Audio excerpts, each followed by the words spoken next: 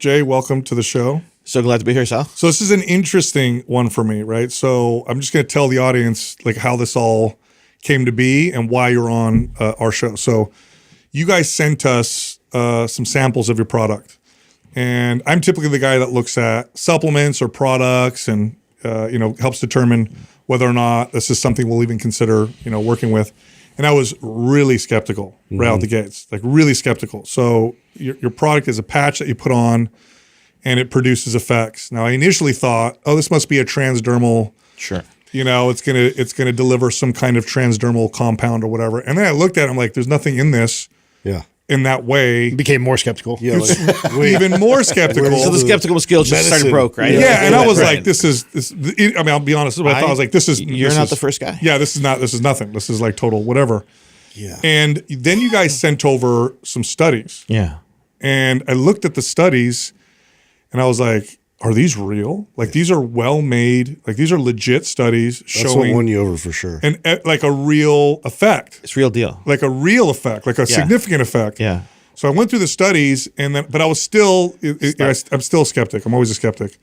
So I get on the phone with you, and I'm like, I got to ask this guy like what the deal is. Oh yeah, you came loaded. I was just rather because Dudes, he came loaded. I'm like, okay. Well, I'll tell you why. It's good to know. I appreciate it. Well, I don't think there's been a product like this that we've been skeptical and then this interested in since red light therapy. That's what I was just gonna say. Yeah. Red light therapy did a similar thing. I remember when that first Right. became very popular. So you got to cross the chasm of understanding and belief that's not there, right? Yes. So you have to build a bridge. Yes. 100%. Because same thing with red light therapy. How cool you were shining a red light on yourself. There's all these things.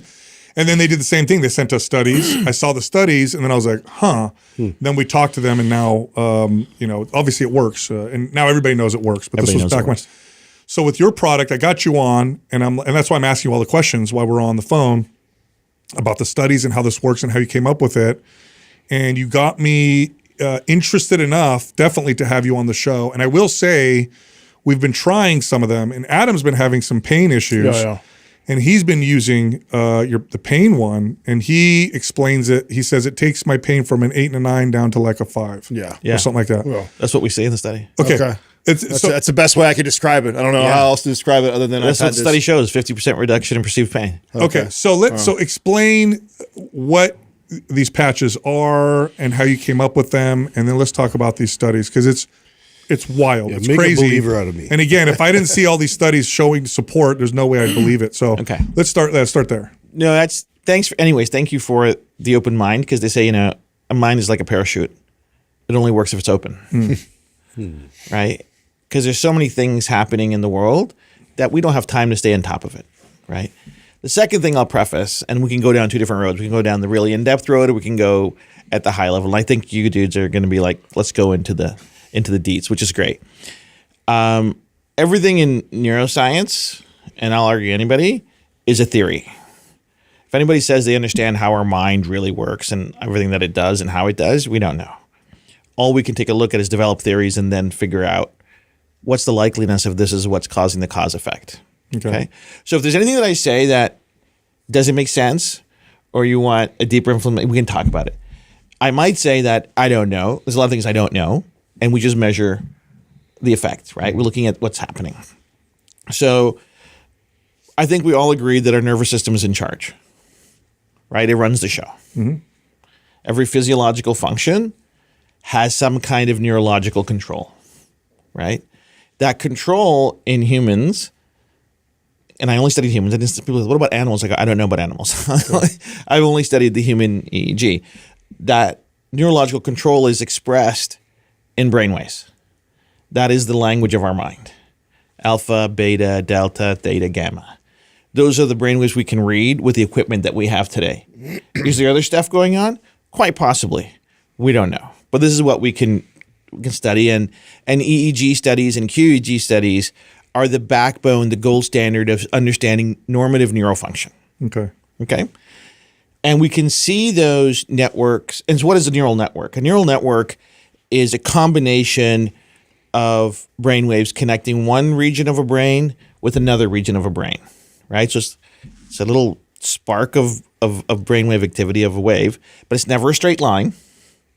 It always spirals, right? So we have to understand that our mind isn't a two-dimensional construct, right? So although we see squiggly lines on an EEG, the stuff that's actually happening in our mind is never straight. There's no straight lines in neurology. It's always spiraling. So anyways, it's one region of our mind, one neuron, one Brodmann area talking to another Brodmann area. It's a little bridge. Multiple millions of bridges form networks. And every physiological function can be reduced, if you look at it in certain ways, to a very discrete network of function. And so that's what we've done. So first of all, we decided to look, and you ask, well, why did you have to even do this? Like, you must have better things to do. This started off as a passion project to help my mom with her MS. Right? For 25 years, we tried every mainstream mechanism, modality, you name it, we tried it. And the question for me at the end of the 25 years was, we're trying to get the signal from her mind to her body because mom couldn't do this. Yeah. Right? And so my background is software encryption. And so my question to her care providers and leading thought leaders in this space was, we understand because of demyelination, the signal's not getting from her mind to her body. She wants to do this. She wants to be ambulatory control on her arms, but she can't do it. So talk to me about that signal, right? And the answer was, well, it's not that simple. So what I've learned is if academia and mainstream medicine comes back and says it's not that simple, that's code for we don't know. That's what I've learned over the last many, many years. And they're like, well, why do you want to know? I go, it's pretty simple. If I can quantify the signal, then maybe I can build a bridge over the part that's not working right. Because that's what engineers do. We build bridges, right? They're like, well, I go, okay, we don't know what the signal is. Where does it start? Well, it starts in the brain. I'm like, great. What part of the brain is regulating this, and what's the signal that starts there? It's not that simple, right? So this is a conversation that's many, many months and weeks and just trying to deduce it. And the conversation that concluded was our mind generates information that starts off as brainwaves, that when it exits our central nervous system, down the brainstem, out the AP of the brainstem, it becomes microcurrents of signals. There's no brainwaves per se inside our peripheral nervous system, right? They're microcurrents of electricity, all organized in a very specific way. And I said, okay, what are the brain waves that actually control ambulatory control? That's where I started looking at it. And again, the answer was not that simple. But what I knew at that point, as you can imagine, is if brain waves are the source of that control, that express neurofunction, that ultimately express physiological function, then that's what we need to study. But you can't base it on one set of data, right? You need lots and lots of data. So there are a number of databases globally that have been collecting EEG readings from people for decades. The database that we've relied on is called the Loretta Z database. It's about 250,000 subjects, their EEG readings. And it's become the normative database to measure normative function. So if I took, Sal, your EEG, and I wanted to see, hey, where is Sal's EEG neurofunction based against normative? That's the database we would compare your EEG to see the difference between normative function and where yours is. That's what these databases are used for. And can you use them for imaging? You can use them for identifying networks. So this is now going back to 2009. So it's been a while. Mm-hmm. So this database, you can license it. It's not expensive. I got this database, and I'm trying to see where's the network that controls mom's ambulatory control. And the database doesn't have it, right? It's not built to do that. And when I write to them and I communicate, I say, listen, where is the ambulatory network? Where is this network? They're like, no, we have this software, but basically what you're seeing is an oscilloscope that has wiggly lines on it. So for better part 3.5, 4 years, I write my own software to start analyzing that database. So now here's the theory that I had. And if you disagree, then we can talk about it. The four of us are awake and alive, right? So far we agree. So far we agree. That means if our brain is regulating every physiological function, our breathing, our respiratory control, our heart rate, everything ambulatory, then that activity must be expressed in our minds. There's communication going on. There's something going on, right? Yeah. And if that's the case, then that network must exist in every single person. right? Seems logical. Seems logical, right? That was the theory. Like, okay, if I have enough database, if I have enough data or a large enough database, there must be a network in every single one of them that regulates ambulatory control. So you should be able to identify it. I should be able to see siphon and say, it out. this is what these brain waves look like in people with normal control. Of Yes. these. Okay. That was the premise. And you're trying to look for it. I'm trying to find And it. so you built software to analyze, because that's a lot of data and numbers. And so step one was creating software to compile all of this and give you what you're looking for. Well, it's pattern recognition, right? So it's based on machine learning, pattern recognition, delineation. So you can take any complex sine wave and you can reduce it to individual frequencies. And all this is just Fourier transform. This is mathematical constructs that have been around for a long time. It's signal processing, Okay. right? But it isn't one signal. It's a lot of signals. So what we had to find was the relationship between areas of the brain, Brodmann areas, the different discrete networks that are being formed in them, and find the one that's common across 99% of that database. You're looking for normative. I'm looking for normative and consistency. Does this pattern exist? So the ambulatory program that all of us have is hardwired, is organized the same way in all of us was, because no one teaches us ambulatory control. No one teaches us how to use our arm or legs. Right. No one teaches us pain. No one teaches us sleep. No one teaches us these things. These are pre-programmed. And so they must be the same. Otherwise, we couldn't function, right? So I'm looking for that network that helps regulate our ambulatory control, vestibular response, balance, stability, control my arms, control my legs. Why? Because that's what my mom lost with her MS. Alleviate pain, improve sleep, boost athletic performance with no compounds, no supplements, something called haptic technology. It's literally a small patch you put on your skin and it gets these things that happen. When I first heard about it, I was completely skeptical until Jay sent me the peer-reviewed controlled studies. Real studies, you guys. Like, you can look them up yourselves. The studies prove these things really work. My mind has been changed. We've experimented and used their products, and all of us notice a difference. It's wild. It's breakthrough. It's going to start a new category of how people can alleviate things like pain or improve their sleep or move better, boost their libido. The possibilities are endless. The company's called Super Patch. So in this episode, we talk all about the founding, the science, and just how wild it is. Now, when you're doing this and you're, first off, creating that software in itself is a crazy project. That's like a whole nother company. It's 4 years. So 4 years, you're just creating Coding. software. Coding. The whole 5.5 million lines. $5.5 million. Wow. Okay, so that whole time you're doing that, and your thought And I did this, but that's what I did. So the advantage, Sal, was a great point, because that's what I did. That was my sweet spot. Okay. Like, I grew up doing that. Okay.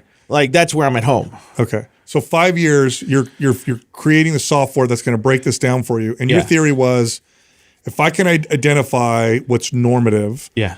then I have a place to look now to help solve this problem. You don't know how to solve I have the no problem. idea. You just are like, this is the first clue. Listen, it's like Google Maps. If you want to go somewhere, you got to know where you are first. Sure. Right? So I need baseline. I need to know, where am I? What are we starting with? What's normative? What's baseline vestibular response? What's baseline ambulatory control? How are you, when you're writing the code for this, how are you able to tease out all the other functions? This is the time and the energy. This is why it's taken so long. Yeah. Like the horsepower on now we have so many different tools, but the server stack is heavy, the coding is heavy, the app is heavy, right? It's a drain because you're synthesizing trillions of bits of data, trying to find that common and once you start seeing it and seeing how it's organized, then it becomes easy and easier. The last patch that I made was 100 times easier than the first patch that I made. Right? Because you got to start somewhere, right? And the beautiful part is EEG data and EEG analysis and QEEG analysis is not a new thing. Top tier scientists, the national health programs, the Pentagon, they've all been studying this. So this isn't like I'm doing this in isolation. Some of the smartest people in the world are analysts. So there's a lot of research happening at the same time that I'm reading that I'm saying, okay, this is probably not the right way to go. This is probably not. So you're getting clues and we're getting clues everywhere, right? Okay. And all I'm trying to do is find a consistent network that I believe theoretically responds to ambulatory control muscle recruitment. Now, what's the majority of, like, where are you getting all this data from in terms of the person? So the Lorenzi database is that database. It's got the QEEG database of 250,000 people. Okay. That's what we're analyzing.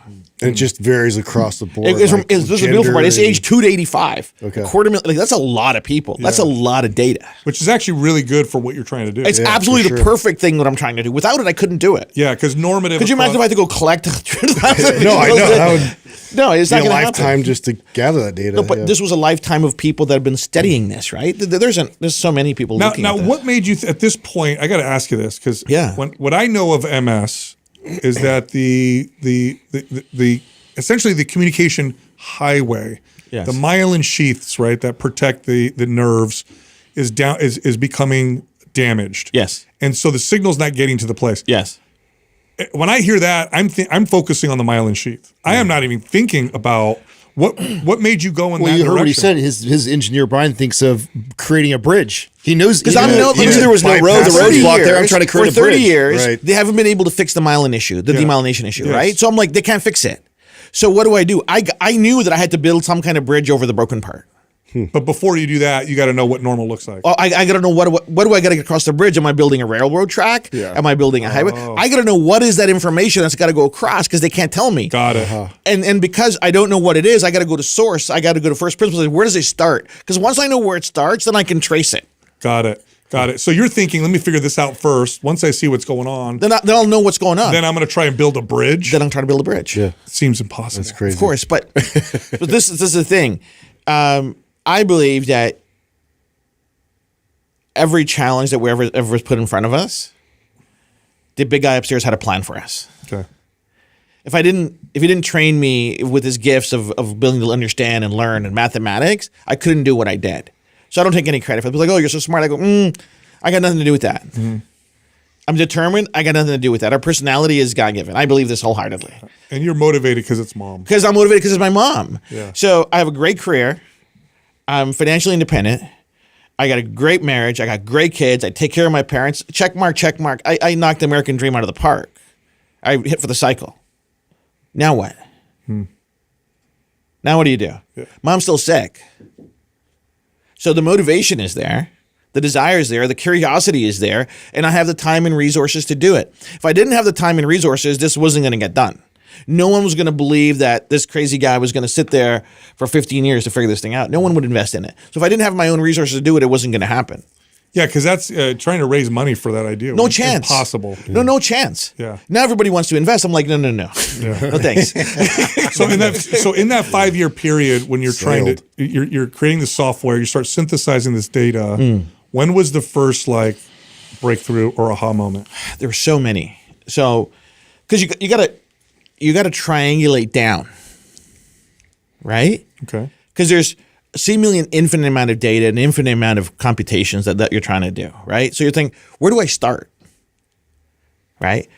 So I come across this study done in 1964. Wow, old study. In Sydney, Australia, by a neuromuscular dentist. This is weird stuff. A neuromuscular dentist? Dude. I didn't even know that was a thing. It's a thing. I mean, you were scouring. I'm reading everything. Like I've read 50,000 research papers over the last 17 obscure. years. Yeah.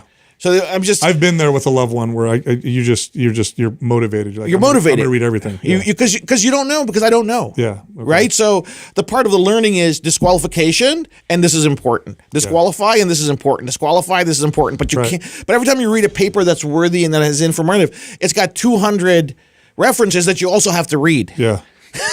Because you can't connect the dots. Wow. Right. So this research done in 1964 in Sydney, Australia. There's this guy, he's taking a look at neurofunction. He's taking a look at how the different nuclei in our brain are impacting vestibular response and balance. This is hitting this is triggering me. Yeah, so this is right up your... It's right up my alley. Yeah. So he says that, hey, there's a red nuclei in the pons. He says the pons and the midbrain are critical for vestibular control, balance, and stability. This is what mom lost. So what this does for me, and this is the first year, I was like, okay, this narrows the field. Yeah, now you can start to use this to search for other studies. Now I know where am I going to start looking for the first network, right? Okay. Instead of looking at the whole brain, I know that hey, if this vestibular system is is isolated or predominantly controlled by this region of the brain, then I know which area, the Brodmann areas that I have to start focusing on that triangulate from there. It's like you were searching in the total vast of all the oceans, and you've just narrowed it down to the Atlantic. Just that. Yeah. So now, Right. now we're, So now we're instead in the of so Atlantic, looking into you're space and seeing all the galaxies, now I'm just looking at this one constellation. Yeah. Right? And say, okay, this is where I'm going to start. Work done by giants. So that's okay. Hey, dude, look here. And that's what it was. So it started with that. And the first inkling that I had of where it was starting to look at the midbrain, the different nuclei. What do they connect? What do they broadcast in? What are they connecting with? And this over time led to this is really it's a diagnostic tool that says, hey, we've looked at all of this data. Here are common patterns of networks that are appearing over and over and over and over again. And if they only appear in 50%, I'm not interested. Because the theory was that they have to exist across 99% of that database. It's got to be really common. Really common, Yeah. right? So based on other people's research, I deduced what I believe is the vestibular response network. And I go, here it is. And then I have my mom's EEGs from every year we do an EEG for my mom. And when I compare her EEG against that database, against that network, she's below. So if this is the normative bandwidth for that vestibular response database, because there's a band it operates in, right? Hers is lower. Wow. And while you're doing this, you're like, this. I hope this looks different, because it would. I mean, imagine if it wasn't right, but you're like, I hope this. I hope I see a difference. This is the thing. So I learned a long time ago, and I don't know where exact moment. I learned a long time ago to disassociate the effort from the outcome. Yeah. Otherwise, you would have given up. Otherwise, you give up. Yeah. Right? You quit. Right? If you can isolate, just put the outcome over here. I'm going to do the do. Yeah. And we're going to see what it is. So being that curious person, that student, that's, I'm going to go learn. Nothing else I'm going to learn. Right? And it was such, like, if I didn't sleep for days when I saw that. I go, this is insane. Because it was very clear. It's so clear. Yeah. And so then what do? Naturally, is you go prove it. So I got EEGs from other people with MS. I was just going to ask. So, Then you get other people with MS, and it's the same thing. you saw consistency. Consistency below. Oh, light bulbs. That's got to be exciting. Bing, bing, bing, bing, bing. I'm like, Yep. a lot of like I would wake up my wife in the morning like, this is wake up. I'm on She's like, something. We found something. She's like, what did you find? I go, and I tell her what it was. She goes, I go, the vectors are like this, and then she's like, what are you talking about right now, right? But it's okay, because I'm in full like geek mode. And then I go, okay, what else is true? So people that have no control, there's other people that have involuntary control of their muscles, right? So if you have people that have muscle spastic issues, Tourette's issues, stuff like this, and I put their network in, they're it's higher, above. it's a higher Wow, what Oh. you would expect. Bro, well, I'm like, this is wicked. Yeah. But I don't know. So I'm like you. I'm like, let's see what it says. Yeah. Put the data in, and it goes ping, Yeah. right? I was like, this is very cool. And I go, I think this is the network. So then you're looking at it, and I go, so now what? Okay, great, Jay. You spent all this time, energy, and money. You've done this thing. And how long until? When was it when you figured this out? How many years? This is 2014. Okay, so you started in 2009. Yeah, 2000, end of 2008, 2009. This is 2014. So this is 5 years later. This is 5 years. Your first breakthrough. Wow. Like that, I could see something. Yeah. Yeah. Right? Bro, the discipline to go that long. Well, it's your mom, dude. It's a mom, bro. Nothing you wouldn't Mom. do. Yeah. Right? Like between me and God, there's mom. Yeah. That's how I came here. Yeah. Yep. Right? There's a connection there that I think everybody's, I speak for myself. My mom is my creator after God, right? Yeah. And so I'll do anything for her. And so that's what keeps you going. And the advantage that I had of financial independence was that, yeah, it was costly, it was timely, it was a lot of determination that's required, but I couldn't think of a more nobler thing to pursue than that. How much money at this point did you invest? At that point, I was about 4.5 in. Million. Yeah. Wow. Wow. This is your money. Yeah. Wow. Okay. Oh, to date, I'm 40. 40 million of your own money. Yeah. Wow. Okay.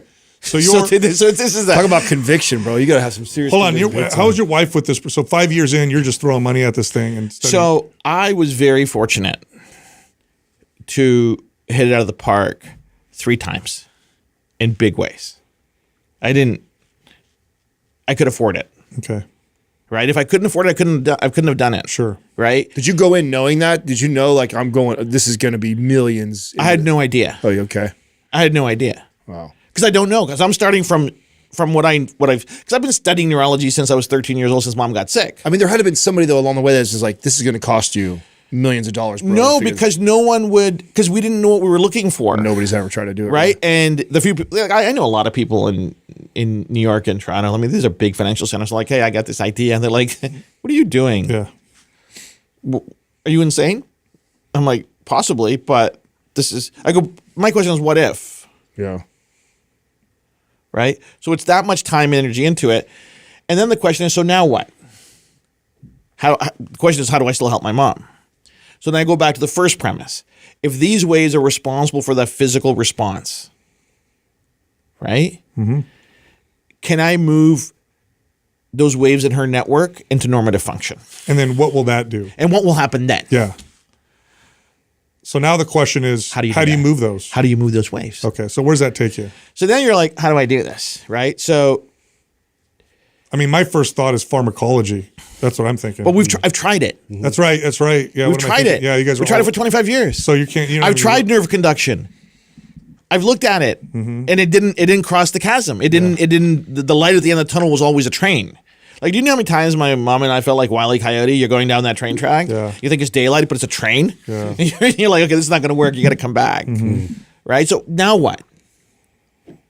So the question is, how can you change waves? Right? So first principle says, how are they getting there now? How are waves, put the word brain side to a second. How are waves getting into our central nervous system now? Photons go through our eyes. They hit our optic nerve and they become a wave, right? There's no projector in our head. Right. Sound waves go through our ears, hit the audio nerves, then become waves. No subwoofers, no mics, nothing in our head. What we're experiencing right now are just brainwaves, right? You might be there physically, but from my reality, you're existing in here as a wave, Sure. okay? How else? touch. Yeah. Touch. And I don't know if you guys get it, but stuff comes into my head and I can't shake it. Sometimes you get a song in your head or something said and it just percolates. And the thing that's renting space in my head is, how do blind people read? Oh, so that right out the gates came to you. It was a download. It was like, bang. Braille, How do blind yes. people read? Yeah. Yeah. Braille. How? 200 years old. They're getting the waves through the touch. Braille's 200 years old. 200 years old. Oh, I didn't know that. Wow. It's 200 years old. And it's reliable. I mean, they read very Consistent. quickly. Yeah. And reliable. Yeah. How's that working? So then I go down that rabbit hole. How does this work? Right? And lucky for me,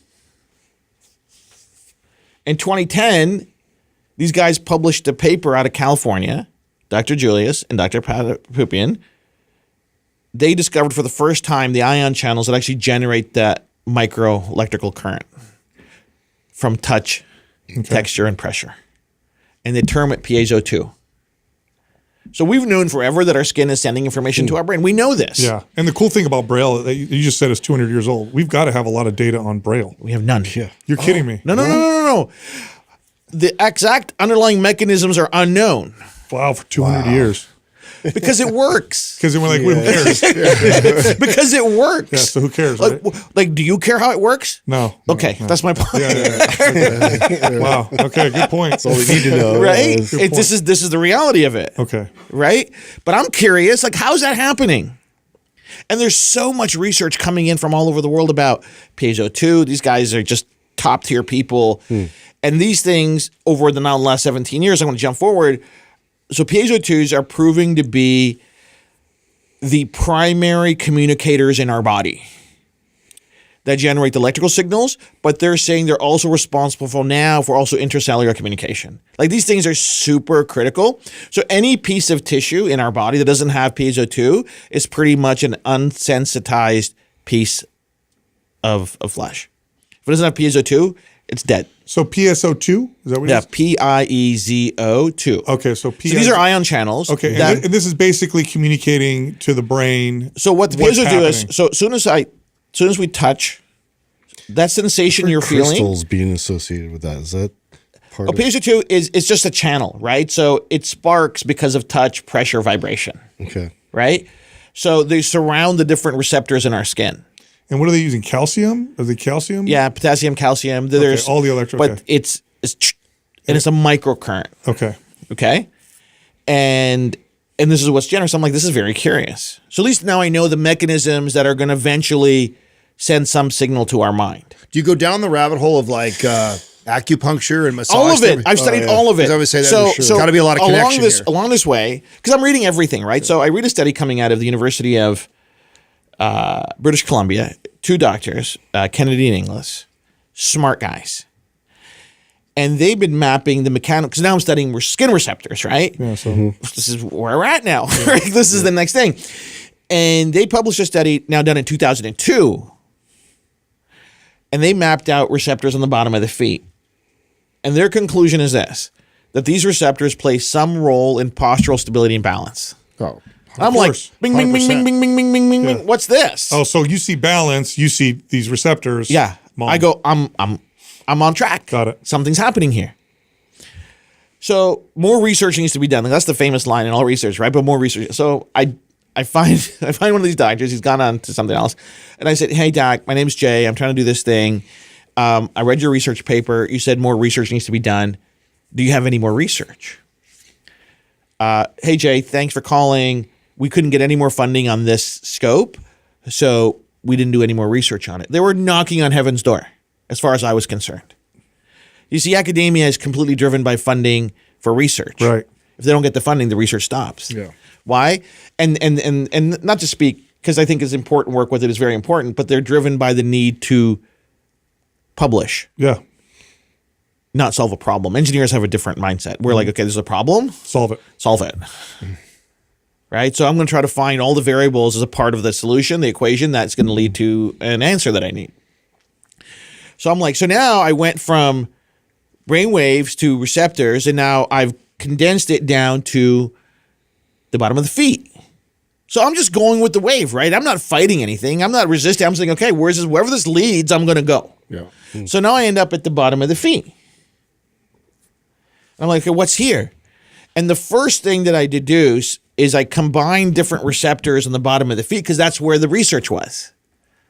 It wasn't that I was so brilliant, so I'm going to start there. So the first product or the first iteration of the tech was actually stimulating the metatarsal area at the bottom of the foot. Okay. And it was isolated to that.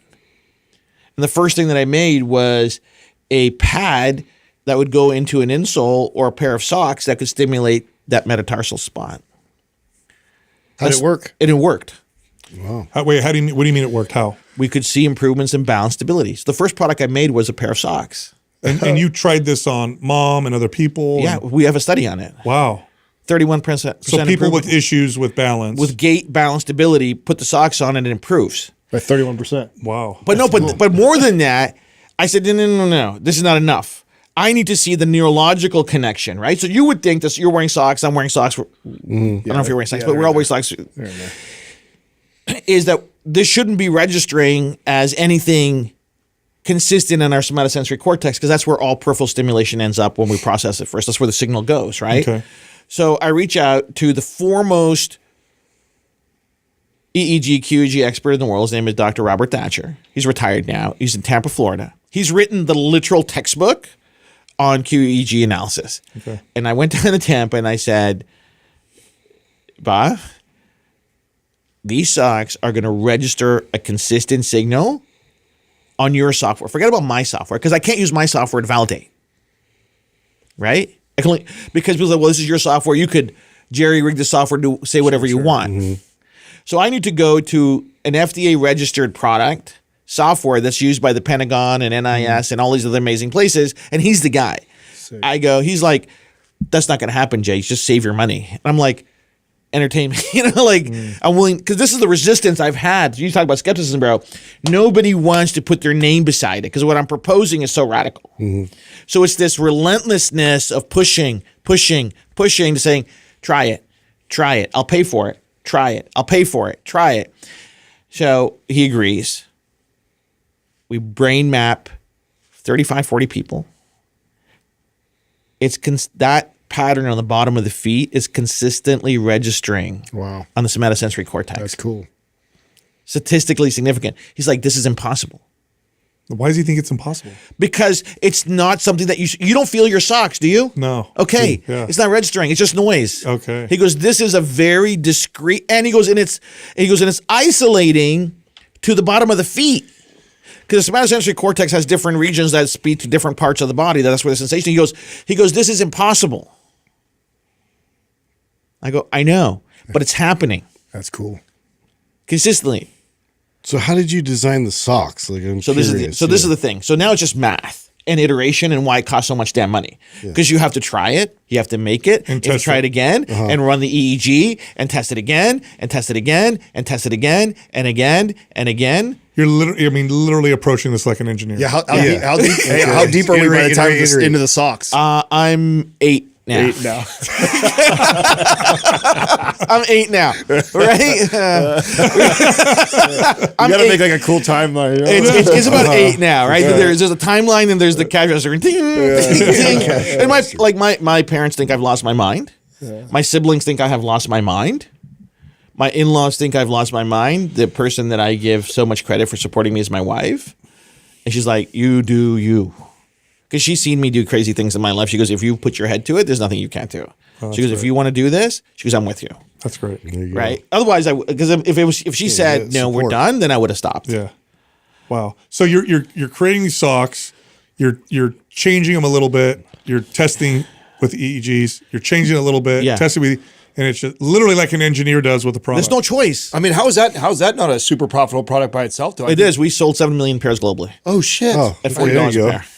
Wow. Wow. Yeah. Okay. I guess So hey, we're recouping some of this money. yeah, a little Okay. bit. Good. Okay. Good. After the fact. Then we were some like 8, holes. 10 in. By the time I sold the first one, we were 10 in. Wow. That's cool. Because though. it doesn't. I couldn't let go of the idea. Yeah. I couldn't let go. Because I knew that if we could do it, we'd change the world. Yeah.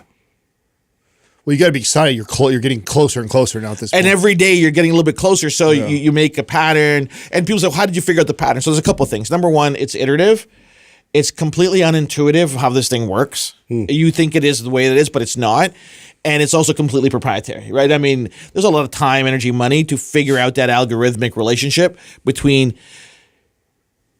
every sensor in our body has a complex relationship with all the sensors around it. Right. Nothing happens in isolation.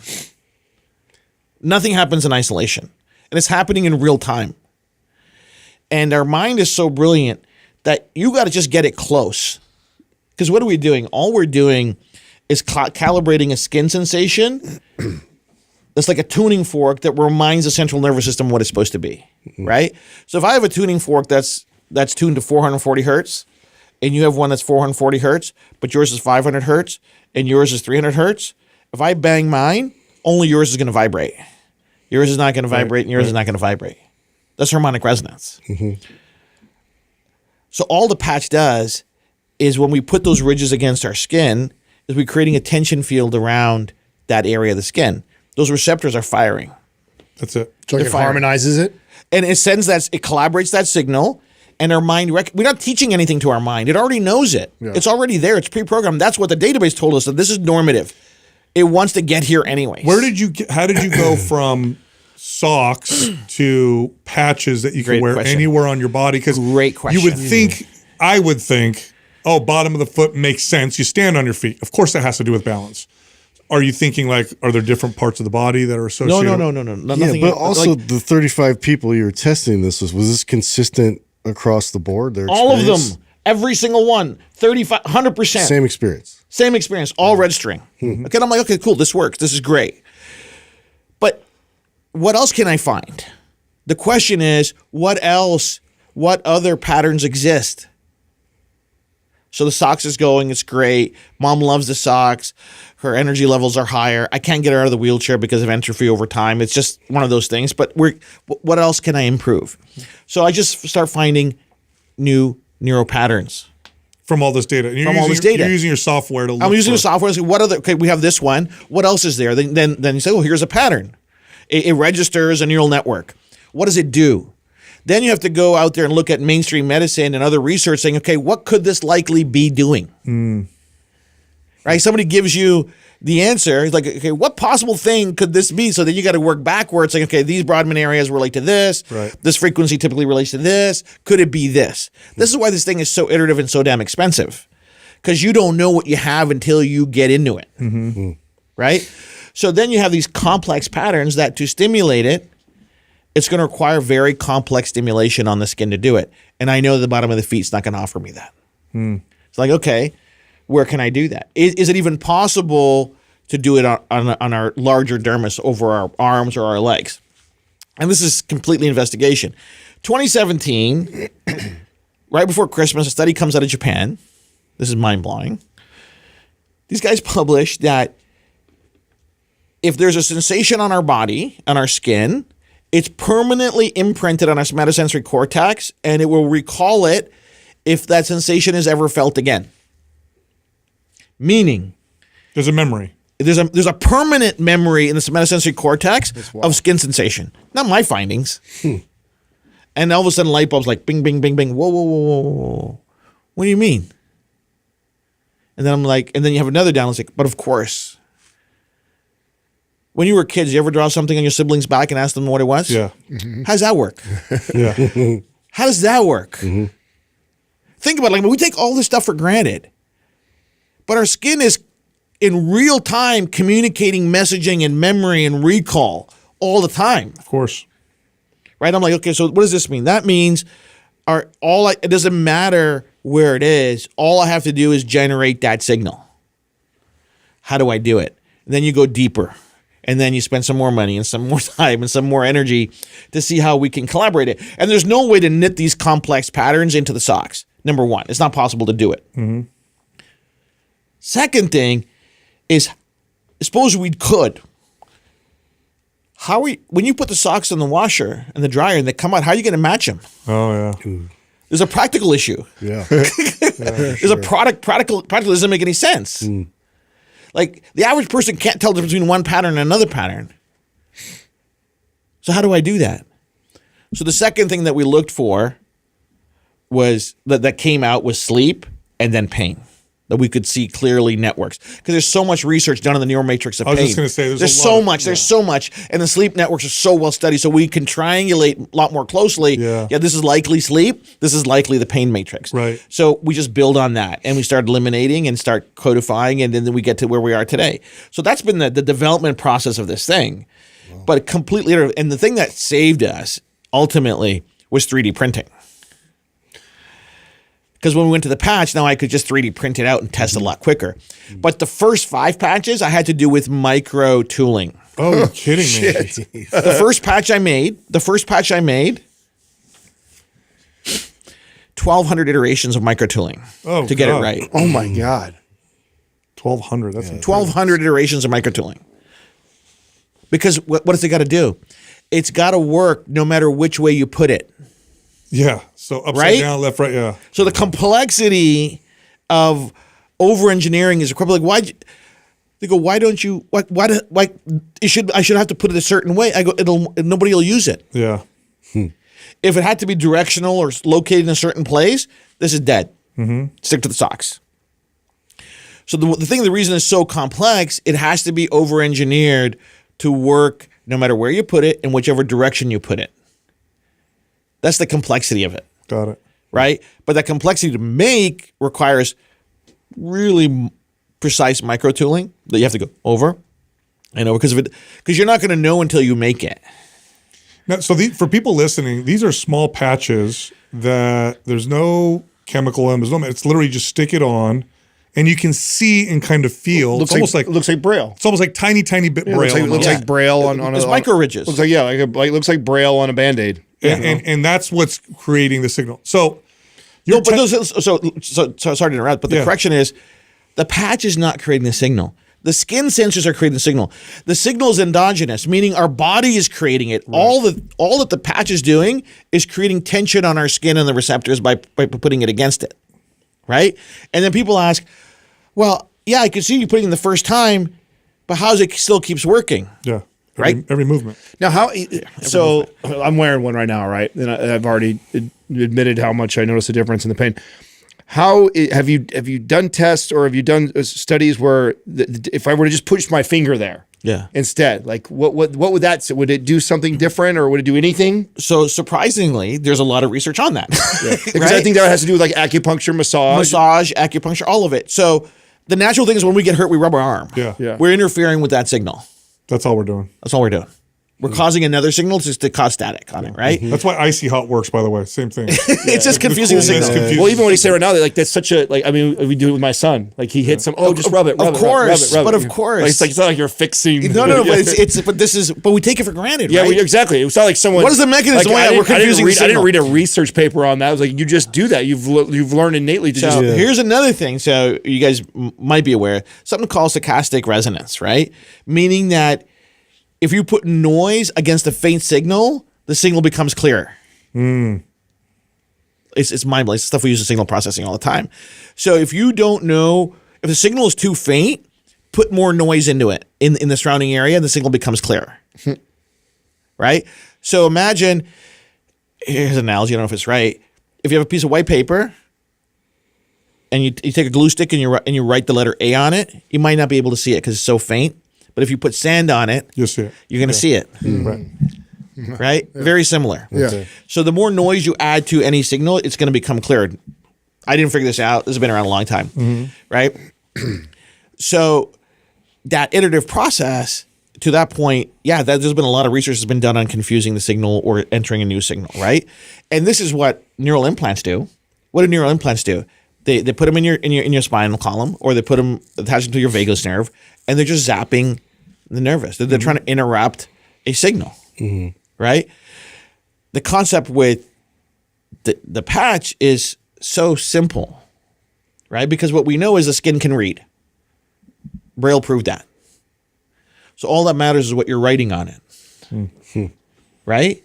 And the evidence says, yeah, it's reading it, and the output is there. We can see it in the EEGs, we can see it in the QEEGs, and we can see it in the functional output of the studies that we do of what is the actual effect of this thing, right? Did I know it was going to do this? I had no idea. Because I didn't know what the end result was going to be. It led here by just following what the body was responding to, right? There's a natural science to our body that if we listen to it and we agree with it, it's like, oh, this is what it ends up at. People say, well, what if you're wrong? I go, then I'm wrong. When you did the first studies on actual outcome, in other words, I see that this is changing the EEG from more pain to less pain. Yeah. But does this actually translate to the person saying, I feel less pain? When did you first start seeing That was so EEGs are easy to do, relatively speaking, right? Because it's harmless. You can do it. You can measure different EEG readings. You can run analysis on it. But to actually study a live patient base, you need to work with a CRO. You need to work with a pain specialist that somebody understands how pain works and how it's measured and how it's regulated. And it was next to impossible to get somebody to work with us. Why? Because what I'm proposing is so ridiculous. Sure. Nobody wants to put their name to it. So I'm like, okay, this is not going to work. It's like, I'm going to pay you more. How about that? No, it didn't work. It's like, I tried that. We tried everything, right? Yeah. So I'm like, okay, how do we solve this problem? So again, it's first principles. Who else is doing this? So there's a menthol patch company. It's the largest pain patch company in the world. It's owned by a Japanese pharmaceutical company. And I said, who did their study? And I found their study. Then I found out who the CRO was of that study. And I called him. Called Peter Hurwitz at Clarity Research. And I said, hey, Peter, my name's Jay. I made a topical patch. It's non-transdermal, helps with pain, sleep, da-da-da. He listens. He's like, send me something. He goes, I don't know. He goes, send me some product. I sent him the pain patch, the sleep patch. He calls me 2 weeks later. He goes, I tried your sleep patch. I'm interested. He goes, but I need to meet you. Are you real? He comes to Toronto. He's on the East Coast. Comes and he visits. We spend a day together. He goes, I can't guarantee it. He goes, but we're going to call Jeff Gooden right now. Jeff Gooden is professor of anesthesiology at the University of Miami. He did that other study. He was the lead investigator. Okay. And I go, who do you want to? I go, that guy. The guy who's the known expert is the guy that I want to do the study. I'm not going to go to some guy who doesn't know anything about this. He knows the category, and he's a professor of anesthesiology at the Miller School of Medicine. I go, yeah, that's the guy. He calls Dr. Gooden from my office. He says, Jeff, I'm with a prospective new client. We want to do a pain study. He goes, high level, explains what it is. And Jeff Gooden says to him, let him know that no matter what the findings are, if I do the study, I'm publishing it.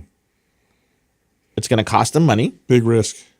It's going to cost them money, but we're going to publish whatever we find. And Peter goes, he says he's going to publish whatever he finds. I go, I hope so. I go, I'm in. And that's how it started. And that was the first study. Was it on pain or It was on pain and sleep. pain? And how much, talk about how much studies cost to run, because people have I've got no idea. 16 peer-reviewed studies published, 6 indexed on PubMed, another 3 coming this year. We're about $9 million in since 2023. Now talk about the first results you had in the first study, which was pain and sleep. What did you see? 50% reduction in perceived pain. A 70% reduction in interference scores. How much is the pain interferencing your quality of life? That was the first study. We saw, and this was pain that was over 4. Baseline is going down to 2 and a bit. On the sleep study, we saw people reduce their time to fall asleep by about 50% and sleeping 25% longer, waking up refreshed.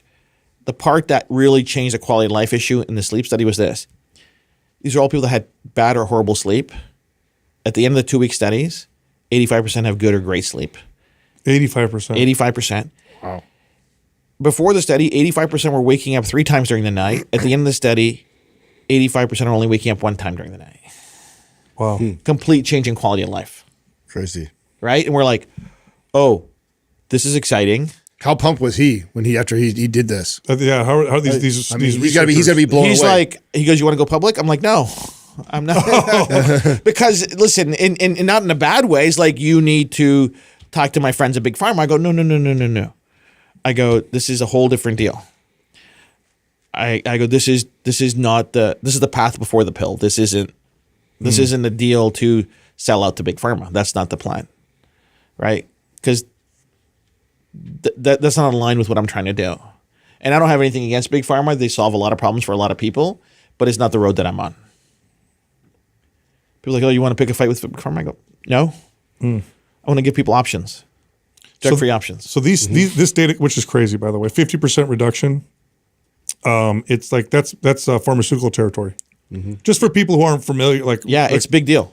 big deal. Sleep, that's a big deal. And so the first one was observational. And this is what got me on the phone with you. well, by what the is way. what is? I mean, what is? Doug pulled this up. What is the reduction on the studies on Advil? It's not more than that. No, it's similar. Yeah, I was gonna say it's got to be. It's better than the menthol patch that That's for sure. it's, But this is And this is 24-hour relief. Yeah. Oh, by the way, the relief is 24 hours. Yeah, it doesn't wear off, and this is not pharmaceutical. There's no drug. And it doesn't Yeah. contradict with anything you're doing. So here's the impact. Yeah, of look it. at 50. Yeah, That's what. 400 milligrams of Advil provides at least 50% pain relief. Yeah, you're talking about in the same wheelhouse, and it's. And you can't keep popping Advils for 24 hours. No. right. I'm just saying. Yeah. Yeah. Right? So this is the impact, right? We talk about impact. For me, it's all about impact. How many lives can we impact in a positive way? People that drive heavy machinery for a living, they can't take pain pills. It makes them drowsy. We all know what it does to your kidneys. Yep. We all know what it does to your liver. This is not new. This is not data that I'm making Right, up, right, right? So, but people need relief. And the reason we have an opioid crisis is because people had pain. That's how it started. Right? We will do anything to get out of pain. Right? Because it's the great thief of life, right? And so we do that. Then you take a look at sleep. There's a melatonin crisis in this country right now that no one's talking about. There will be a melatonin epidemic in the coming months, coming years, as big as the opioid crisis. People are giving it to kids. Yeah. Yeah, and the doses are crazy. It's out of hand, man. You know this, right? Yeah, it's crazy. But why? Because, can't put the kid down. I'm like, really? That's the answer? Dose your kid with melatonin? That's not the plan. So first is pain, then you go and sleep. What is the next? Okay, so then we said, okay, it's great. We have the observation study. Then we have to do a control study. Okay. Then we didn't say no. I said So now you got to pay with. Now you got to pay Pay for it a again. study with a placebo with the versus- control. Okay, that's done. Okay, great. Then we did stress. We did the Peace Patch study. 33% reduction in perceived stress and a 24% improvement in mental health factors without a pill. Yeah. Big. I was like, okay, great. Then we did that control on that. And then we did a complete RCT study with actual functional movement with the pain patch again. So another Another one. Right. Because, God forbid the two were a fluke. Right. And these are all p-values at 0.001, which is the gold standard of research. That's right. We're like, why do you have to do it? I go, because I'm going uphill. If I was given the same leeway as nutrition, as supplementation, I wouldn't have to do what I do. Yeah. Right? But because the world is completely unfamiliar with what I'm proposing, the evidence of proof is, and I don't listen. This is what I chose to do. Jay, it's the only way. It's the only Right? It's the only way, right, I would Jay? have had you on the show. No, but this is was what your you gotta studies. do. You- Yeah. If you had no studies, No chance. I would have Yeah, totally there's blown you evidence off. I'm there. just being totally honest. 'Cause listen- it's so out there and so wild sounding. But you forget that I'm an engineer. Yeah. Yeah. Same, Right? You're the same way. No, I'm like, yeah, don't feed me shit. I'm sorry, but I don't.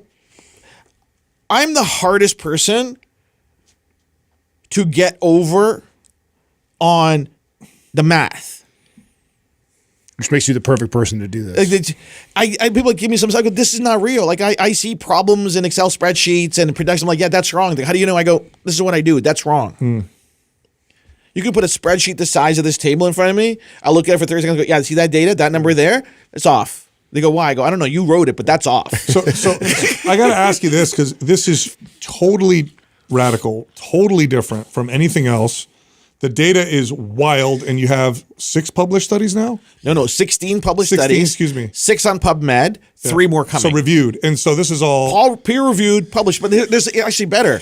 So we've presented our research at 25 of the leading medical congresses in the world. I was just going to ask you because this is a totally new, brand new area of research, medicine, science, But it's growing. Okay, so because of you now, are lots of people now investing time and energy in Yeah, this? so many. Really? So many. We get calls for collaborations from big pharma, from universities. There's a lot of things happening in the background. And I said, listen, my job and my role is impact. What I'm not going to do is give away our IP because you have to, I go, listen, there's things we'll do and things we won't do. Yeah. Right? I got here without you. I'm going to get there without you. Yeah. There's Plus, no, you're 40 million in. You got to make your money back. there's an economic engine to this, right? But this is the thing. The impact is real because of the response we've had with the product. We have millions of users across the world. The product's available in 35 countries. I tell you what, if it wasn't because when you guys sent us the patches, I put on focus first because I just think it's fun. So let's see if I get more focused. And I thought I felt something. I'm like, I'm more focused. But you get in your own head. Is it placebo? It's all in your head. Yeah, is it all placebo? But literally, it's all in your head. Right.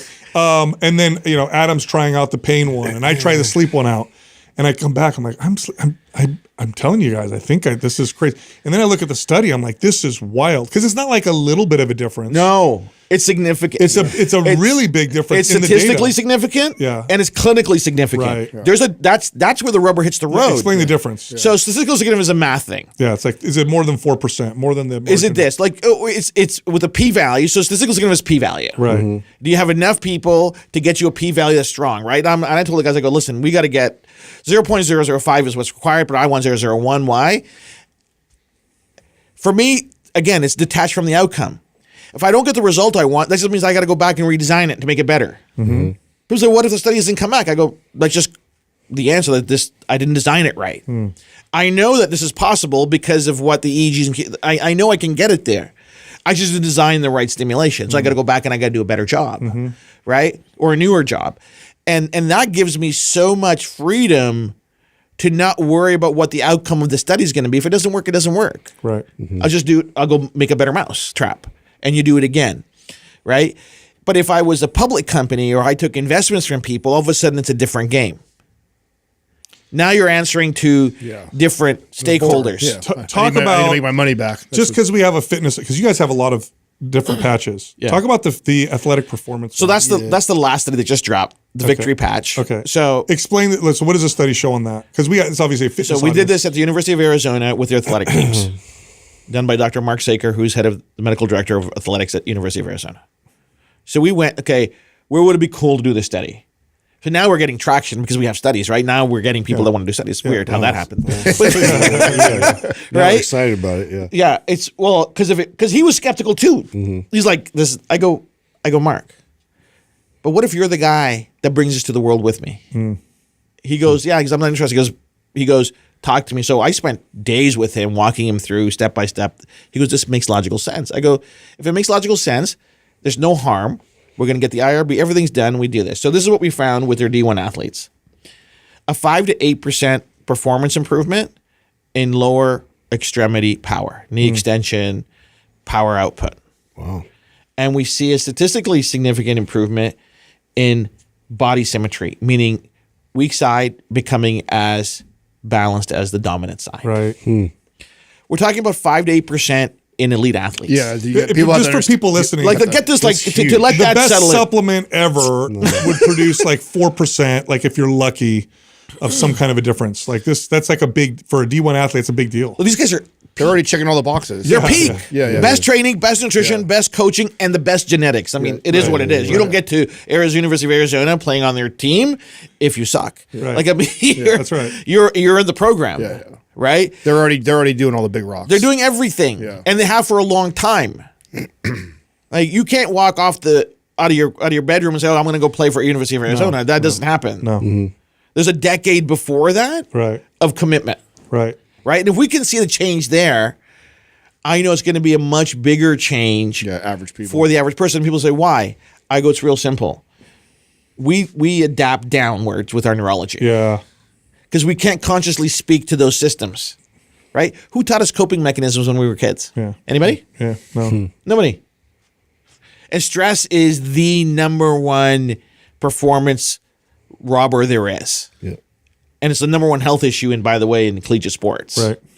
It's everything. Stressed out. Right? But if we want to take like sheer performance, this is what we saw. So we've taken this, we've presented it to all the teams in the NFL. Half the teams are on the product. Really? Yeah.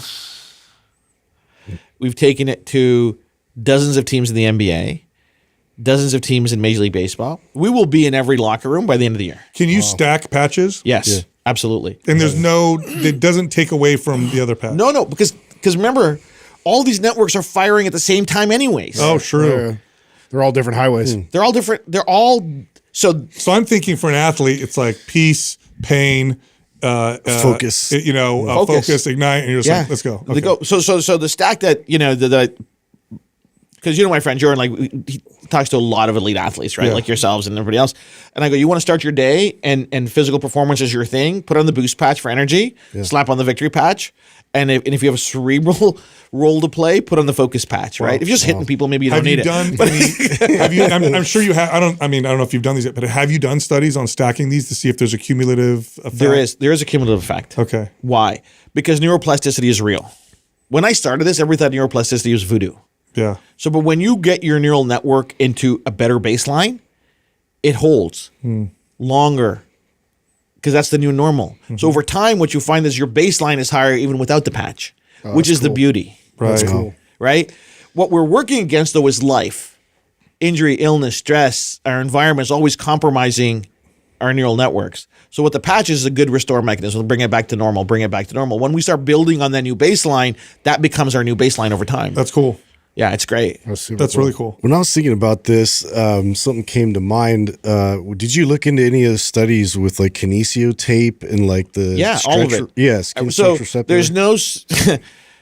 I don't want anybody to get mad, but there is no study that shows any efficacy for kinesio tape wow. Okay. for athletic performance. Yeah, but you still feel something. No, but because I believe they're not looking at the right things. Right. But this is the analogy that I give you when I talk to sports medicine people, sports chiropractors, sports physios. Is kinesio tape has been around 30 years. How does it work? Well, kinesio tape is general stimulation, general signaling. Right. Because it's flat. Yeah. We've taken the same contact and added very specific signaling to it. It's the same pathways. It's the same receptors. Just much more fine tuned. This is just specific. Honed in on that It's more signal. honed in on it. Like, oh, like, okay, now I get it. I'm going, like I said, this is so elegantly simple that we try to overcomplicate it and we get, it's like, it's not that hard. What's the response since you went? How long have you guys been to market? We launched January 14th, 23. Okay, so it's only been a few years. 3 years. What's the response been like? It's been phenomenal. It's been phenomenal. Hardest part has got to be just convincing knuckleheads like Yeah, us. exactly. That's got to be to get in the door. Is gotta be the No, hardest part. but The I knew. buy-in But to listen, so use your words. To get to the knuckleheads like you, Yeah. I needed the 9 million in studies. Yeah. Yeah, Yep. yeah. Yep. No, but this is what everything's a roadmap, right? I flow chart everything, step by step by step by step by step, right? So we launched 2 studies. First year we did 60 million. Second year we almost doubled to 100. You mean sales? Sales. Holy Third cow. year 200. We'll touch $500 million this year. Wow. And so, and great repurchase rate. It's phenomenal. Yeah. Listen, if something that doesn't interfere with your lifestyle, Yeah. It's not a it's drug. easy to use. Yeah. It's not No side effects. No Doesn't side effects. damage any internal You can organs. put it in your bag. Doesn't matter. Take it out. Doesn't expire. You travel with it. Anywhere you want to go. Yeah. No issues. So talk about the ones you have. You have pain, sleep, athletic performance. What else? What are they- Stress, So stress. Mood. We have immune support. Okay. We have men's health support. So that's like what? Libido, sexual Libido, performance? yeah. Okay.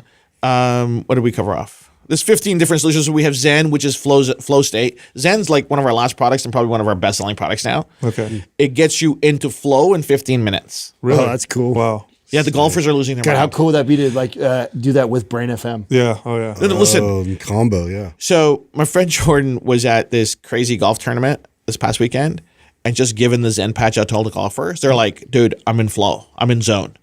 That's great. In 15 minutes, it's epic, Yeah, that's right? The great. Assure patch for motion sickness and nausea. There's also, I could also imagine there's no issues with giving this, like with age issues. Yeah. So yes and no. Oh, good. Okay. Tell me. Yes and no. There's no issue, but kids are stupid. They put everything in their mouth. Don't let them eat it. Yeah, it's a problem. Yeah. Yes. Maybe stick it in the middle of the I back. got so a they can't 1-year-old reach it. granddaughter. Everything, Rosie, no, like it's. Okay. So I'm like, okay, let's just keep it 12 and above. But even 12 and up, what else do we have there? Like, we talk to large sports organizations who are working with young kids, right? Yeah. Supplementation, there's risk. Yep. There's dosage risk. Yep. There's Obviously, expiry risk. medication, you can't- Medication. There's a lot of things, right? So here's something that you can actually give to somebody to use. The worst that's going to happen, 2 things. They're not going to get a benefit. Mm-hmm. So we have a 95% efficacy rate. So there's 5% of people that don't see a response. Okay. And then we'll talk about why that is. And some people are allergic to the adhesive. Nothing I can do with Yeah, that. sure. Right? So let's talk about that 5%, why some people don't see as a good a result as somebody else. There's 3 things from my experience in building this thing that I've noticed. First is, where is anybody's baseline? Where are they in their health and wellness journey? Right? What are they dealing with? Right? Are they barely surviving? Are they thriving? Or somewhere in between? That plays a role. The second thing that plays a role is something that I call neuropotential. What is the potential of their neurology, of their central nervous system combined with their peripheral nervous system? Got it. How well can it perform? Okay? And the third thing is neuroefficiency. How efficient is their nervous system stimulation? Those 3 things combined together is generally dictates the response somebody's going to get. Got right? it.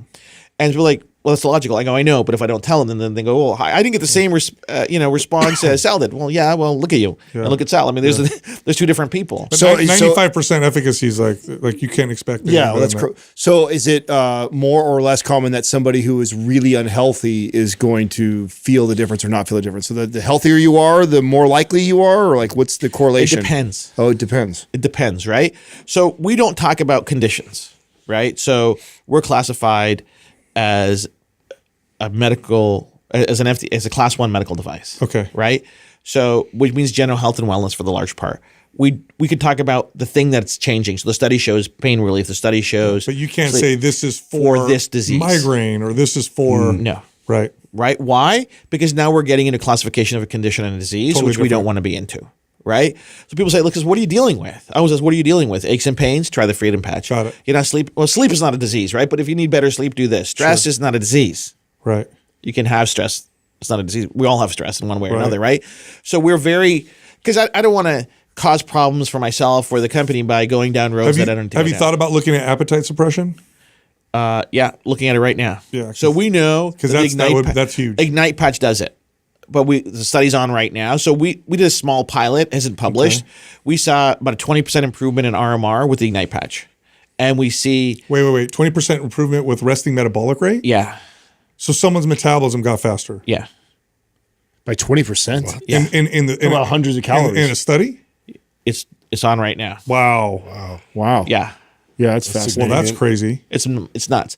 And part of the feedback we're getting from the people in the study is they're not hungry. Also, Yeah. wow. Well, that's wild. But again, until it's published, Yep. we keep going. Yeah. It Wow. never ends, right? For me, it never ends. Like when we started, the patch were 2 inches by 2 inches, and I found they were too big. So we spent another $6 million to make them 1.5 inches by 1.5 inches. Okay. So the money goes fast. It goes really fast because, listen, if you commit to something, you have to commit to the innovation, right? There's an inflection point in every business. There's an inflection point in any industry. And the only thing that fixes an inflection point is solving 2 issues. The only way to do it is either give new value to your current customers or create new value for a new base of customers. Right. What that involves is innovation, right? There's a reason there's a new iPhone every year and everybody buys one, Right. right? We're all suckers. But the reality is there's some feature there that people want, That's right. Yeah. right? And They brilliantly design it that way for sure. But listen, though, but even what you gentlemen do, right? The iteration of your production, Sure. of your messaging, of your commitment to yourself. There's a transformation. I saw those pictures outside, Yeah. right? Yeah. You're different dudes now than you were when you started. Well, this is Smarter, wiser, better. I mean, look at this place. Hopefully. This is $1 million studio. Well, it's so fascinating, so interesting. If it wasn't for all the studies, I wouldn't have given it a second thought. But the studies are real. People can look them up, you guys. You can They're on the find them. website. Yeah. You can find them. They're real studies. The results are legit and they're repeated. We've experienced the effects, and I mean, it works. It's really wild. It's crazy. It's a completely different category. It You've is. invented a completely Total different maverick category. here. Thank yeah. you for saying that. And so the last person. So for me, it's always about the best. Make the best thing. I focus on that. Work with the best people, hire the best people, make the best product, right? And so in health and wellness, the last percentile is physicians. That's where people go to get better. Mm-hmm. So my goal was to be the number one drug-free wellness solution recommended by doctors. So as of this morning, we're over 5,000 MDs in America recommending our product from their offices. That's great. Wow. That's cool. That's awesome. Why? The study cell, what you said, is the reference point, right? Yeah. Without that, none of that happens. No, Yeah. no. True. Right? It doesn't work. Yeah. But you've just created a completely new category that Yeah. I'm sure other people are going to try. Yeah, and, they're going to They try. through. Oh, no, they come and they try and then it doesn't work. but you've patented your stuff. So we it's- protected ourselves really Yeah. well. Yeah. like maniacally well. Okay. And so, and then so they try to copy. If they don't copy, they try to buy us, and so we're not for sale. Will you remain private? Will you- Always. That's cool. This is a legacy. That's cool. Yeah, my son and my daughter both work with me, so they're well in tune awesome. in terms of what needs to happen here. The goal is to bring drug-free wellness to the world, right? What the world has experienced 4 years ago, I'm not down with that. People need a choice, Yeah. right? Yeah. Definitely. Option, do what you want, but give me a choice. Just some give better me a options. choice, Yeah. and then we'll go from there. It's the no choice part that I don't roll with. Yeah. Same. Yeah, I know. Yeah. No choice. a hard What are you time talking about right now? Well, Jay, this has been awesome. Thank you, man. And I think our audience is going to be convinced, like we are, remarkable. Thank the you. amount of energy, time, and money you spent to do this really blows me away. That's So Yeah, impressive. lots of that's dedication. crazy. there, It's yeah. a lot of time. You're talking years and years and years, tens of millions of dollars. Studies alone are super expensive. But you've literally created a completely new category I appreciate you guys. of treating issues and symptoms. This is a completely new category. Well, listen, You're brother. the first. You're so kind to say that, and thank you. And it is a category of one. There's nothing like it. No. This is the reality. 85% of people in any doctor's office in America are there for one of three reasons: some kind of aches and pain, poor sleep, low energy. Yeah. Let's solve that. Let's make impact, right? And so, meeting all of you guys and Sal Taddy on the phone, I mean, you guys are the cohorts that we want on our side, right? To bring this message to the world, because it's all education. Yeah. It's all awareness and education, right? So let's do it, man. Let's get it out to the world. I appreciate you coming on, My pleasure. and I know that I told you you'd come on and I'd question you and have It's you all talk good, about man. all the study. But like when we talked on the phone, you were able to provide all that stuff, and it wasn't like I made it easy, but you showed me all the stuff. And I'm Yeah, like, no this- fluff, man. Yeah, It's all dude. there. So great job. Well, thanks. But for Great me, it's like, explanation, yeah. listen, it's just like, let's talk about it. Yeah. Yeah. Well, Right? because There's things you're- I don't know. It's like, well, why does that do that? I go, I don't know. Yeah. But you're not BSing. This is legit. You got the stuff to back it up, the data to back it up. That's the part that's the part that people don't understand is you got to do that. Yeah. Right? Yep. You got to do that, especially when you're thinking, well, here's this magic patch. Yeah. And by the way, there's nothing in it. By the way, it's like, oh shit, here we go. Yeah. Like what? Like people like go, this is not a Harry Potter patch. Like this is science. There's no hocus pocus here. And like read the research. Nobody reads it, by the way. Yeah. No, that was the first thing I looked at. Yeah, we do. I know you guys do, Back to the magnets or something. People say, people ask me, they go, how does this magnet thing work? I go, I don't know. I didn't make that. I made this. Ask me about this. Just this. Right. But the category's blowing up. So did you hear when Nike launched that shoe, the Mind shoe? No. Oh, yeah, Oh, yeah. yeah. You Yeah, talked yeah, about They it. got those little stimulators in the I go, I did that 15 years ago. I go, you guys are so old. Right? Dinosaurs. But they still don't get it down. And you know what they don't have? Research. Yeah. Do you still sell the socks, or do you sell? Oh, it all? absolutely. Oh, so you do still sell socks? We do great. Yeah, I think that's cool. That's awesome. Yeah, it's awesome sauce. It's really, I just love seeing the change on people. For me, that's the thing, right? But like, you goes, oh, you must be, made so much money. And I go, we put it right back in the business. Yeah. There's no other choice, Yeah. right? If we want to get this to where we believe it can be. I mean, you pioneered something. Is what you've done. Yeah. You really pioneered something. well, the first guy through the door always has a bloody nose, so I got that too.